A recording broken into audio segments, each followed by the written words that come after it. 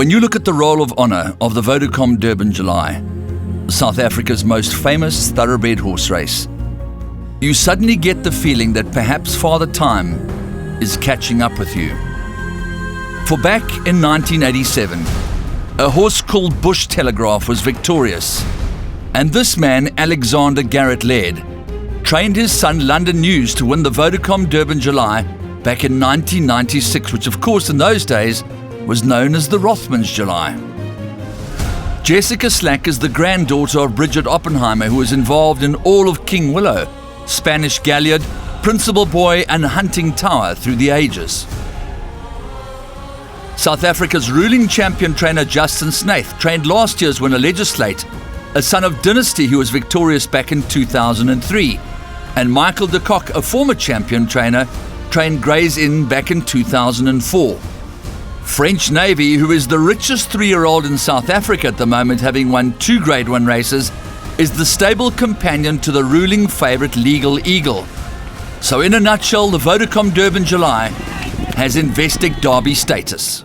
The Investec Derby is the rock on which the impenetrable fortress of English thoroughbred racing has been built. And it's the race, therefore, that every self-respecting trainer would love to win.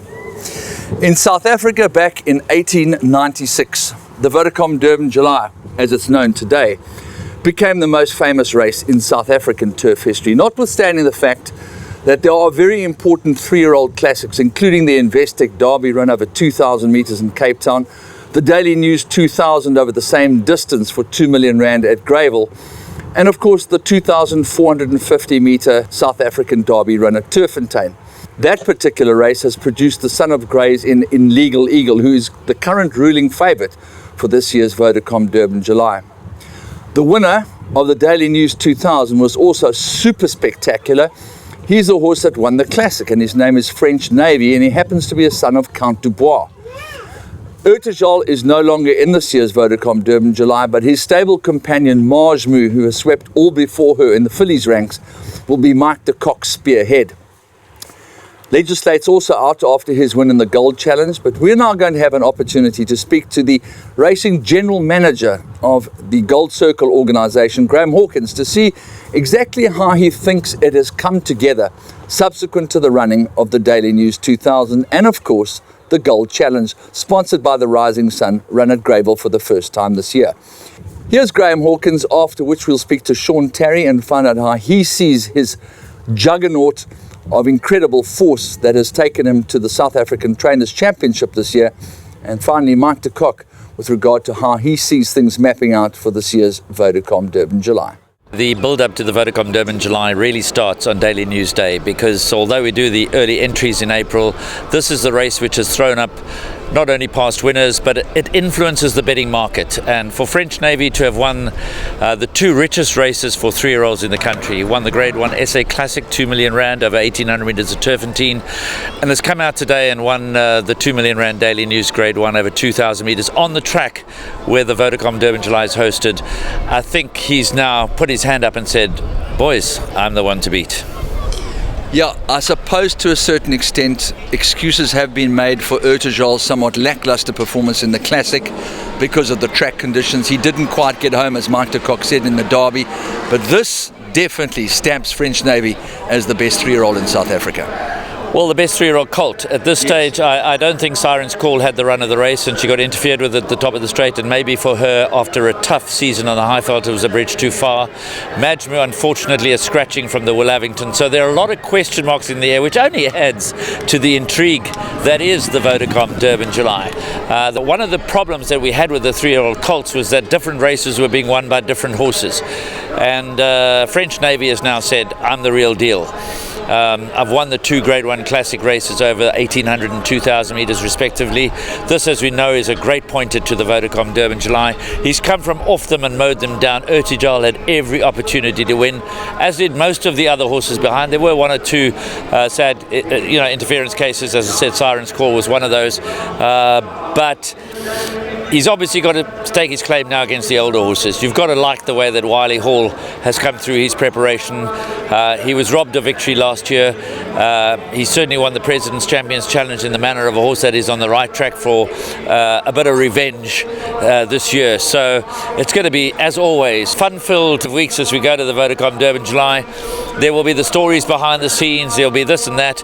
We'll have the Vodacom Durban July gallops. We'll have the betting changes. We'll have the attempted coups. We'll have the doubles going in. But I would say that if you're talking about the 3-year-olds versus the older horses after today, you've probably got to say it's Majmu and French Navy. Also, the SA Derby has been a great pointer. Let's not forget that Legal Eagle's sire, Gray's Inn, won the Derby and then the Vodacom Durban July. 3 minutes before the race, everybody's looking at you like something wrong with you running an 88 at level weights, but after the race there's elation. So really nice to see him come through. Obviously it was also, I didn't really appreciate the win at the time because I was watching the trouble that French Navy got into. So you were looking at both horses, and I just was happy that the other horse had won, but I didn't realise how comfortably he had won. And listen, never mind the championship. The Group 1s are there to be won, and that's what we race for. And to pull off the Derby, regardless of the financial implications, that is what the high is, and what we were thrilled to pull out the bag for Marcus especially.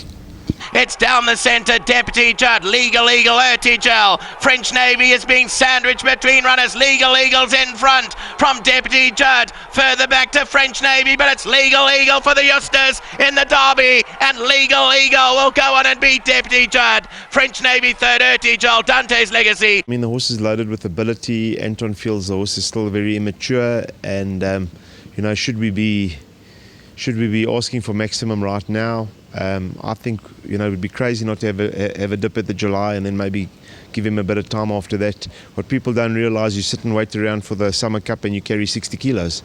I mean, there's no 3-year-old allowance in a few months' time. Yeah. So the July is the July. I think for Marcus, he would probably want to have a go. I mean, I haven't spoken to him directly, but the plan is from Derek and Anton that we go along that path and see how he preps. And if we're confident, then accept from there. But I think he would be a big runner, and it's nice to have another string to my bow.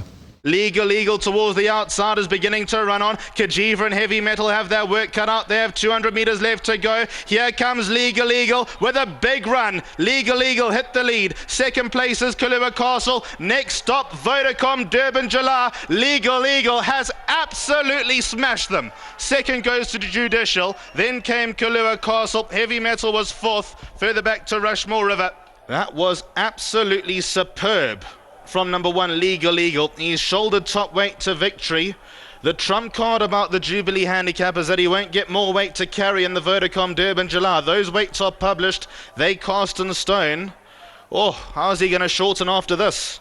Legal Eagle has won this comprehensively.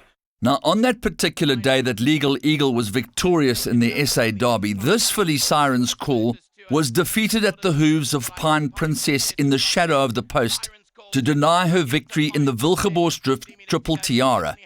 This for Sean Terry and Peter de Beyer must have been one of the most gut-wrenching, heartbreaking experiences in the history of the Triple Tiara. So after a long and arduous season, we caught up with the champion trainer-elect Sean Terry to see how she'd taken the run. Yeah, look, she took the run very well, surprisingly well, in fact, Andrew. And when things go your way and you get beat, it's an easy pill to swallow. You're just not good enough. But things like this are a little bit harder to get out of your mind, because you know that maybe somebody wasn't doing their job, and it shouldn't have happened. I don't want to point fingers because there hasn't been an inquiry. I think there should be, but I don't think there has been. So I can't really portion blame, but I was told that the filly wasn't being walked around straight away as she should. She was sort of standing around and then moved backward and moved forward and clipped a shoe. It can happen, but I'm just maybe, we have to make sure nothing goes wrong for 3 months, and then it's out of our hands for 3 minutes, and these things happen. But when they happen and nobody's done anything incorrectly, you accept it easier. 400 to go. Pine Princess has got first run on Siren's Call. Pine Princess picks up the lead. She's 2 lengths clear. Siren's Call is back in second. Then Patch It Up Baby. Epsom Downs runs on. 200 to go. Siren's Call. She's on the edge of triple Tiara Glory. She comes to hit the front from back in second. Pine Princess. And we have a triple Tiara winner. You know, Pierre rode pretty much a perfect race. You know, she is a tricky filly that she hits a flat spot. Had he waited too long and the flat spot was there, then we would have all said, oh, but he asked it too late. I think he rode a perfect race. I think, you know, it was too much. It was just a bridge too far. I mean, the bottom line is, I'm not talking about the distance, but I'm talking about the antics at the start. I mean, it's very hard for a horse to overcome that. I feel a chilled out horse has got a half a chance, but a filly that's temperamental, I think she'd done a dash. Having said that, I mean, we got beat fair and square, but, you know, you can't help but wonder what would have happened. This filly, Pine Princess, has blossomed. She looked magnificent today, ran a cracking race. Yeah, I thought she ran a very, very good race. The last thing I wanted was to be in front. Found ourselves in front. So, one of those things. She's a filly that doesn't really relax in front, funny enough. A lot of horses do. She's actually more relaxed following horses. So, again, nothing went our way. But still, the aces are up your sleeve with Marjmu, because seriously, Marjmu and Pine Princess, you would think that Marjmu's just got the edge. Well, Marjmu's a lot better than the 2 that ran today. So, we hope that everything goes right. Majmu's down the inside, got 2 to go. Wiley Hall progresses quickly on the outside. 300 metres to go. Wiley Hall picks up the lead now from Louis the King. A length and a half away to No Worries. Majmu is now starting to improve, but still got 3 lengths to go. Behind those comes Talina, but it's Wiley Hall on the stand side, half the deficit. No Worries. Majmu tries hard in the closing stages. Wiley Hall. Majmu tries hard, but she's not going to get there. And Wiley Hall beats Majmu. And so Wiley Hall got back onto the winning trail, and so too did Legislate, victorious in last year's Vodacom Durban July, this time in the Rising Sun Gold Challenge. After 300 still goes. Willow Magic, No Worries. Futura's going to really have to pick up, but it's still Legislate. Willow Magic, Futura's closing in, but it's got too much to do. It's Legislate, Willow Magic, Futura on the outside. Legislate's going to win it. Legislate won the Rising Sun Gold Challenge. Willow Magic, a cracking run from Bezin over third, and Futura ran fourth in this year's running of the Rising Sun Gold Challenge. So just as Bush Telegraph produced London News, and so too Dynasty Legislate, both Futura and Legal Eagle promised to continue the legend that the more things change, the more things stay the same.